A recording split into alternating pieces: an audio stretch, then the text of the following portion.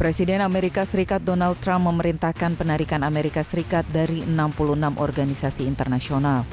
Penarikan ditandai dengan Trump menandatangani perintah eksekutif untuk menghentikan dukungan terhadap 66 organisasi, badan dan komunikasi internasional terdiri atas 35 organisasi non-PBB dan 31 entitas PBB yang dinilai bertentangan dengan kepentingan AS. Organisasi tersebut fokus pada isu energi, perubahan iklim dan lingkungan, pembangunan keberlanjutan, hak asasi manusia, tata kelola dan demokrasi, keamanan wilayah, sosial, gender dan populasi, teknologi, ekonomi, pendidikan, budaya dan pengetahuan, kemanusiaan, kerjasama regional, serta geopolitik. Trump menyatakan penarikan diri ini dilakukan karena organisasi-organisasi itu bertentangan dengan kepentingan AS. Merespon keputusan Trump tersebut, juru bicara Kementerian Luar Negeri Tiongkok mengatakan penarikan AS bukanlah hal baru dan mengagetkan. Ia menegaskan tujuan dibentuknya organisasi internasional tidak untuk kepentingan pribadi, namun untuk melindungi kepentingan seluruh negara anggota. Kementerian Luar Negeri Indonesia menyatakan keprihatinan atas keputusan Amerika Serikat menarik diri dari 66 organisasi internasional karena dinilai dapat semakin melemahkan dan menekan sistem multilaterisme global. Keputusan ini menegaskan arah kebijakan Trump yang menarik AS dari forum-forum kerjasama internasional di tengah langkah-langkah agresif Washington di panggung global, termasuk penculikan pemimpin Venezuela Nicolas Maduro serta sinyal untuk mencaplok Greenland. Tim Liputan, Metro TV.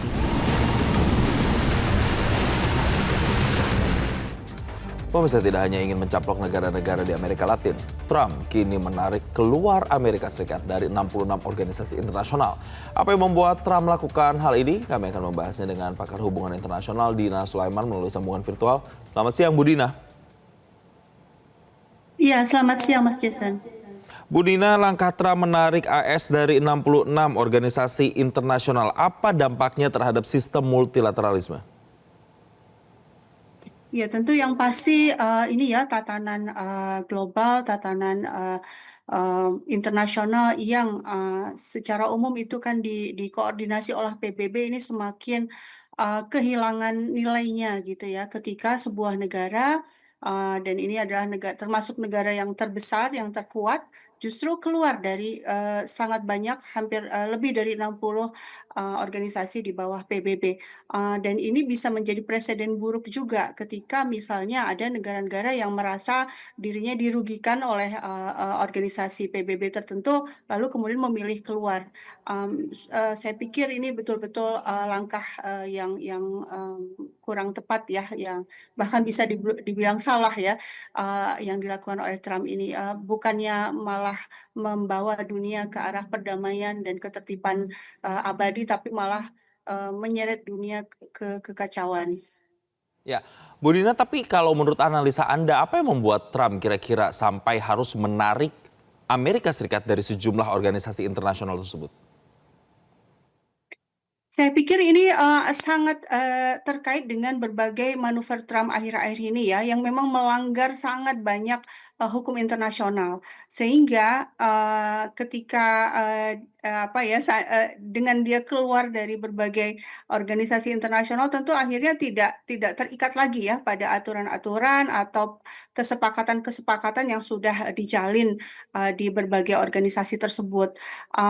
Trump dengan apalagi yang baru-baru ini ya pelanggaran luar biasa dengan menyerbu Venezuela dan bahkan menculik presiden Venezuela itu kan betul-betul melanggar hukum internasional. Kemudian juga Trump yang terbaru itu menahan kapalnya Rusia ya di Laut Bebas, itu juga melanggar hukum laut internasional. Artinya Trump seolah-olah saya pikir dengan langkah ini sebenarnya dia ingin menabrak berbagai hukum internasional, tapi kan kalau masih menjadi anggota dari berbagai organisasi itu ya masih ada kewajiban gitu ya untuk patuh, tapi dengan keluar akhirnya dia bisa menyatakan tidak lagi terikat pada berbagai perjanjian yang sudah ada. Bu Dina, kalau Anda tadi bilang langkah Trump ini adalah sebuah langkah yang salah begitu, apakah ini nantinya akan melemahkan juga posisi Amerika Serikat dalam sistem multilateralisme secara global, dan apakah mungkin ada pergeseran pengaruh secara geopolitik dari negara lain, dari negara barat maksud saya, ke negara lain, misalnya dari Cina mungkin? Ya, betul sekali. Sebenarnya gini, di satu sisi kelihatan seolah-olah Trump ini menunjukkan kekuasaan ya dengan semaunya menarik Amerika Serikat keluar dari berbagai organisasi internasional. Tapi sebenarnya di saat yang sama itu Amerika sedang mengisolasi dirinya sendiri.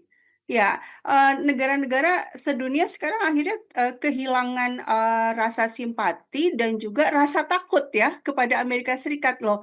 Kenapa ya? Karena Amerika Serikat sendiri tidak menunjukkan dirinya sebagai negara yang menghormati hukum internasional, yang setuju pada multilateralisme, inginnya unilateralisme gitu, inginnya seluruh kehendaknya yang dijalankan dan tidak peduli pada kehendak negara-negara lain. Nah, kalau kita lihat seperti apa misalnya nih di Venezuela, kalau ada laporan dari Reuters, sebenarnya meskipun Amerika memblokade ini ya kapal-kapal dari berbagai negara untuk membawa minyak dari Venezuela, ternyata diam-diam berbagai negara itu tetap tetap membeli ini ya minyak dari Venezuela, kapalnya tetap melewati perairan yang tadinya diblokade oleh Amerika Serikat. Ini kan artinya banyak negara sudah nggak peduli ya dengan paksaan dan tekanan yang diberikan Amerika Serikat. Justru malah keberanian negara-negara untuk melawan malah semakin besar. Dan kalau kita lihat China, China kan akan sangat ini ya punya kesempatan juga pada akhirnya ya untuk juga melakukan langkah-langkah yang menyeimbangkan power ya.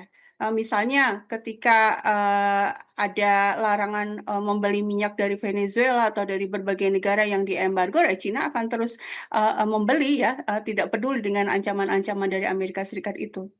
Ya, jadi kalau bisa disimpulkan sementara, apakah langkah yang diambil Trump terhadap Amerika yang ditarik dari sejumlah lembaga internasional dan upayanya kemarin yang cukup membuat terkejut begitu dunia ya, ini apakah hanya berlandaskan karena kontra ideologi antara Amerika dan sejumlah negara, atau lebih dari itu ada faktor ekonomi di situ? Karena kan isu minyak mungkin misalnya itu yang juga kemudian tersangkut juga dalam apa yang dilakukan oleh Trump belakangan ini. Ya, pada akhirnya memang ujung-ujungnya adalah faktor ekonomi gitu ya. Yang dilakukan Trump ini berbagai manuvernya ini kan memang kalau kita lihat meskipun di permukaan dia berkata soal demokrasi atau soal keamanan, tapi pada akhirnya kita akan menemukan motif utamanya adalah ekonomi gitu ya. Venezuela, lalu bicara soal Greenland dan negara-negara lain itu adalah ekonomi, penguasaan ruang, penguasaan geografi atau posisi strategis yang bisa membuat kekuatan Amerika kembali menjadi hegemon di berbagai kawasan. Baik, Bu Dina, tapi kan dalam sejumlah lembaga internasional atau organisasi internasional yang tadinya Amerika Serikat ada keanggotaannya di situ, ketika menarik diri, ini dampak langsung yang kemudian guncangan yang mungkin langsung dirasakan oleh sejumlah organisasi internasional, atau mungkin komitmen-komitmen yang sudah dijalankan atau disepakati akan seperti apa, Bu Dina? Mungkin dari satu sisi masalah pendanaan ya, kan organisasi internasional itu operasionalisasinya itu didanai dengan ini ya patungan ya, sumbangan bersama dari negara-negara anggota. Ketika Amerika Serikat keluar tentu dana akan berkurang. Tapi yang kedua saya pikir terkait dengan apa dampaknya terhadap situasi atau kesepakatan yang ada, saya pikir sebenarnya tidak terlalu berdampak juga karena apa selama ini kan kesepakatan di PBB atau berbagai perjanjian-perjanjian yang ada di PBB itu sebagian besar tidak mengikat secara hukum ya, tidak ada sanksinya. Kalau orang mau patuh ya bagus, kalau tidak tidak ada juga yang bisa memberi sanksi. Dan 3 tahun terakhir kita melihat bagaimana ada negara-negara yang bisa berbuat semaunya tapi tidak ada sanksi. Sehingga kalau dari sisi apakah ini akan membuat PBB semakin lemah atau apa? Ya selama ini memang sayang sekali gitu ya. Kekuatan PBB juga tidak kuat-kuat amat ketika harus berhadapan dengan kepentingan negara-negara besar, terutama Amerika Serikat. Ya, Bu Dina, saya ingin tegaskan lagi, berarti apakah artinya dengan upaya AS menarik AS dari 66 organisasi internasional ini juga sangat terkait dengan apa yang dilakukan Trump, seperti misalnya menahan pemimpin Venezuela, dengan statement-statementnya juga akan kemudian mencaplok sejumlah wilayah termasuk Greenland, termasuk juga Kuba. Itu sangat terkait, sangat keterikatannya sangat kuat di situ, Bu Dina. Kalau dikaitkan dengan upaya-upaya agresi, saya pikir ya ada beberapa organisasi yang Trump keluar itu kan misalnya dari ini ya organisasi HAM misalnya gitu kan. Kan sebenarnya kalau seandainya dia Amerika Serikat taat pada kesepakatan HAM, pada deklarasi HAM, seharusnya tidak melakukan semua agresi yang dia lakukan akhir-akhir ini ya, apalagi sampai menahan dan bahkan juga melakukan kekerasan ya kepada Presiden Venezuela dan istrinya, itu kan melanggar HAM, betul-betul melanggar HAM ya. Dan ketika Amerika Serikat keluar, itu seolah-olah dia melepaskan diri dari hukum-hukum yang ada, dari konvensi-konvensi yang ada. Saya pikir itu salah satu penyebab ya, penyebab utama. Jadi gini, Trump itu seolah melepaskan diri dari berbagai perjanjian sehingga dia bebas untuk melakukan apa saja. Tapi jangan lupa bahwa itu justru membuat citra Amerika menjadi sangat buruk, semakin buruk karena dia tidak lagi ini ya mengikuti kesepakatan internasional. Ini kan semuanya kesepakatan internasional ya, organisasi dan berbagai kesepakatan yang ada di dalam organisasi-organisasi PBB tersebut. Baik, secara dampak geopolitik dan ekonominya, Bu Dina, kalau ini akhirnya sudah dilakukan, kemudian mungkin Trump juga melaksanakan apa yang statement yang sudah dikeluarkan tadi, ancamannya terhadap Kuba, ancamannya terhadap Iran juga, terhadap upaya pencaplokan Greenland. Kalau ini benar-benar dilakukan, dampak-dampaknya untuk sejumlah negara, terutama misalnya di Amerika Latin, akan seperti apa, Bu Dina? Baik, kalau terkait pencaplokan wilayah itu sebenarnya ada hal lain yang lebih besar ya.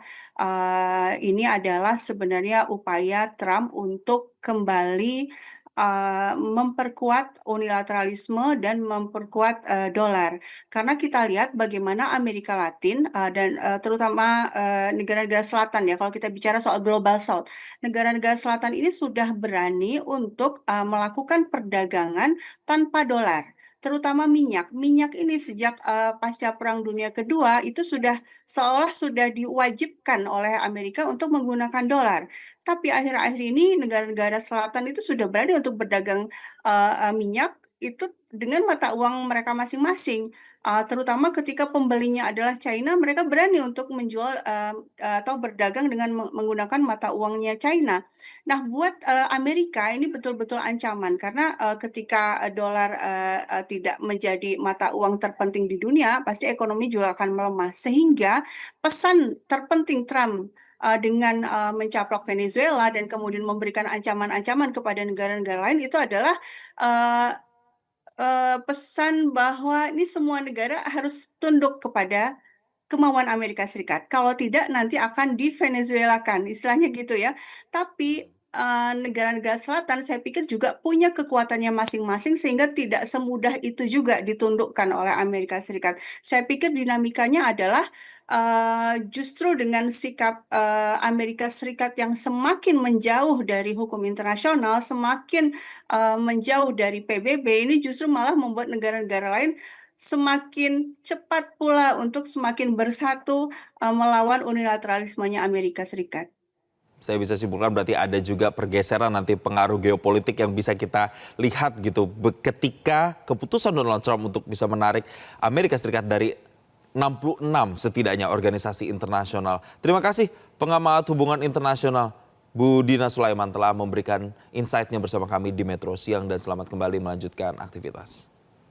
Jelajahi cara baru mendapatkan informasi. Download Metro TV Extend sekarang.